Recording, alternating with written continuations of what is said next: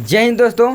आज हम आपको बताने वाले हैं कि आपको यूपी बोर्ड की तैयारी कैसे करना है, हिंदी की तैयारी कैसे करना है, इंग्लिश की तैयारी कैसे करना है। बहुत सारे लोगों के मन में कन्फ्यूजन होती है कि यार हमको टाइम टेबल बनाना चाहिए या हमको पढ़ते ही रहना चाहिए या रटते ही रहना चाहिए। तो आज की इस वीडियो पे मैं आपको पूरा खुलासा करूँगा अपने प्रूफ के साथ दोस्तों। तो चलिए शुरू करते हैं।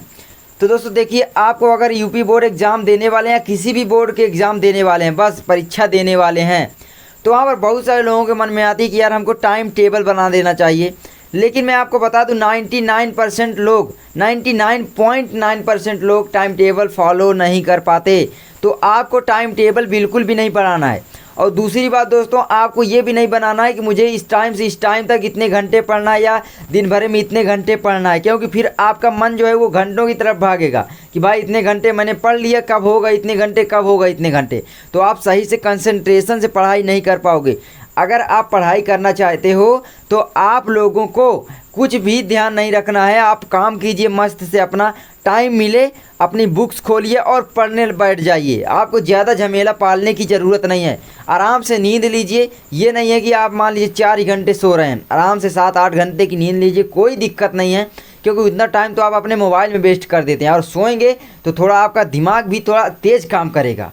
तो दोस्तों इस तरीके से आपको यूपी बोर्ड की तैयारी करना है ताकि आपके बहुत ही अच्छे नंबर आ सकें। देखिए, आपको क्या करना है, मेन चीज़ें, मेन जो क्वेश्चंस हैं उनको अपने उसमें लिख लेना है और उनको ज़रूर तैयार कर लेना है। मैं आपको बोलना चाहूँगा सबसे ज़्यादा होता है कि आप मॉडल पेपर कितना हल करते हैं। मैंने बहुत सारे मॉडल पेपर की वीडियो बना दी है, वो चाहे हिंदी के हो या अंग्रेजी, साइंस, संस्कृत, हर चीज़ की आपको, मैथ, हर चीज़ की मॉडल पेपर है। डिस्क्रिप्शन में लिंक है, जाकर देख लीजिए।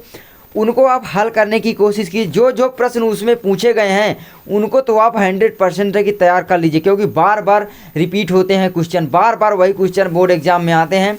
मैं कंपेयर भी करके दिखाया था और दिखाऊंगा भी। मैं देखता हूं दोस्तों, मैं अनुभव किया हूं कि बार बार आते हैं क्वेश्चन उसी में। और एक बात आती है दोस्तों यहाँ पर कि बहुत सारे लोग डर जाते हैं, मतलब कि यार वो बोर्ड एग्ज़ाम के मतलब एकदम हवा समझ लेते हैं कि यार ये हमको एकदम खा लेगा। यार मैं आपको बताना चाहूँगा, अगर आप 10th के स्टूडेंट हैं यार, तो ये क्लास 8-7 के मतलब जो परीक्षा होती है उससे भी सरल आता है। अब आप सोच सकते हैं, मैं अपने प्रूफ के साथ बोल रहा हूँ दोस्तों, एकदम सरल आता है। जब आप एग्ज़ाम दे लेंगे तब आपको फील होगा, क्योंकि मुझे अब फील हो रहा है। तो इसीलिए मैं आपको बोल रहा हूँ यार, मैंने तो गलती की, मैं डर गया था, लेकिन आप लोग अब मत डरिए, ठीक है। आप लोग अगर डरेंगे तो यार फिर अंक ज़्यादा बेहतर से नहीं कर पाएंगे। यहाँ पर बहुत सारे लोग सोचते हैं कि यार मैं अंक के चक्कर में एग्जामिनेशन छोड़ने वाली बात करने लगते हैं कि छोड़ देंगे, अगले साल हम देंगे तो हमारे 80-85% आ जाएंगे। तो दोस्तों आपको इस तरीके का माइंडसेट बिल्कुल भी नहीं रखना है।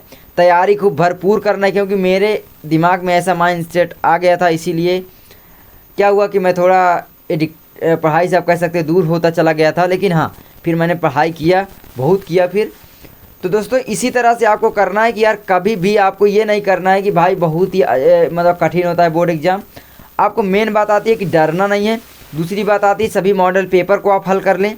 तीसरी बात आती है दोस्तों, आप बुक्स ज़रूर पढ़ें। बुक्स पढ़ेंगे तो आपको बहुत ही चीज़ें नॉलेज हो जाएंगी। और मोस्ट इंपॉर्टेंट क्वेश्चन याद कर लें, उसके बाद इंपॉर्टेंट, फिर उसके बाद अदर्स आप याद कर सकते हैं। इस तरीके से आप चलेंगे तो यार आपके बोर्ड एग्जाम में बहुत ही अच्छे नंबर आएंगे, ठीक है। जैसे कि मैंने बहुत कम पढ़ाई करके हिंदी में 90% ऐसे ही लाया था, तो आप लोगों को मैं आसानी से बता सकता हूँ कि हिंदी में आपको मार्क्स कैसे गेन करने हैं। देखिए, मैं आपको बताना चाहूँगा कि आप अगर बोर्ड एग्ज़ाम देने जाते हैं तो वहाँ पर आपको बिल्कुल भी डरना नहीं है। दूसरी बात, एक भी क्वेश्चन छोड़ के नहीं आने हैं। और मेन बात दोस्तों आती है कि आपको अपनी हैंड राइटिंग पर बहुत ज़्यादा ध्यान देना पड़ेगा। अगर आपकी हैंड राइटिंग नहीं बैठती तो आप कितना भी पढ़ने, आपके बोर्ड एग्जाम में मार्क्स नहीं आने वाले। ये मैंने अपने ऊपर से देखा है। मेरी हैंड राइटिंग बहुत ज़बरदस्त थी, क्योंकि मेरी हैंड राइटिंग मैंने 1 दिन में सुधारा था, आपको मैंने पहले ही बता दिया था। तो देखिए, हैंड राइटिंग सुधार के मैं इतना अच्छी हैंड राइटिंग कर लिया था कि मुझे इंग्लिश एक भी नहीं आती थी। जब मैं 10th क्लास में था दोस्तों, अब आज तो मैं इंग्लिश बोल भी सकता हूँ, थोड़ा बहुत समझ लेता हूँ। लेकिन पहले क्या था, 10th क्लास तक मुझे इंग्लिश एक भी नहीं आती थी। मैं देखिए सब सच्चाई आपको बता रहा हूँ, एक भी नहीं आती थी। ना कोई टेंस का प्रयोग, ना कोई टेंस आता था, ना कुछ भी नहीं आता था यार। एकदम आप कह सकते हो गोबर का गोबर था। लेकिन यार पता नहीं 10th के जब से 1 महीने हुए उसके बाद मैंने यार इंग्लिश पर ध्यान देना शुरू किया और मुझे अचानक से इंग्लिश आने लगी। मतलब मैंने टेंसेस सीखे, उसी में डायरेक्ट इनडायरेक्ट पैसिव वाइज सब सीख लिए। और मैंने सबसे ज़्यादा ध्यान दिया अपने हैंड राइटिंग पर। देखिए हैंड राइटिंग से क्या होता है, एग्जामिनर कितना भी अगर मान लीजिए घर में लड़ाई करके आया कुछ भी, आप ये हैंड राइटिंग देखो, वाह यार हैंड राइटिंग कितनी है, उसे एक अच्छा फील होगा, उसको अच्छा फील दिलाने के लिए आपको हैंड राइटिंग सुधारना है। अच्छा फील होगा तो अगर आपका गलत भी रहेगा तो वो चेक नहीं करेगा, यार बहुत अच्छी हैंड राइटिंग, चलो जाँच देते हैं, तो जाँच देगा, आपको बहुत ही अच्छे नंबर मिलेंगे। जैसे मेरे साथ हुआ, मुझे इतने क्वेश्चन नहीं आते थे ना कुछ, लेकिन मैंने जितना भी लिखा एकदम परफेक्ट हैंड राइटिंग से लिखा, बहुत ही बेस्ट हैंड राइटिंग से लिखा, और मेरे इंग्लिश में 92 मार्क्स आए 100 में से। आप समझ सकते हो 92 मार्क्स बहुत होते हैं, और केवल 6 महीने पढ़ाई करके, मतलब बहुत कम पढ़ाई करके। तो मेन बात होती है आपकी हैंड राइटिंग, ठीक है, उसके बाद तो पढ़ाई होती है, लेकिन हैंड राइटिंग मेन होती है। तो आप हैंड राइटिंग सबसे पहले सुधारें। इसी तरह हम आगे आपको बताते रहेंगे कि आपको बोर्ड एग्जाम की तैयारी कैसे करना है। आई होप आपको समझ में आ गया होगा। कुछ भी यार नहीं समझ में आया, कुछ भी दिक्कत आती है, आप हमारे व्हाट्सएप नंबर से कॉन्टैक्ट कर सकते हैं।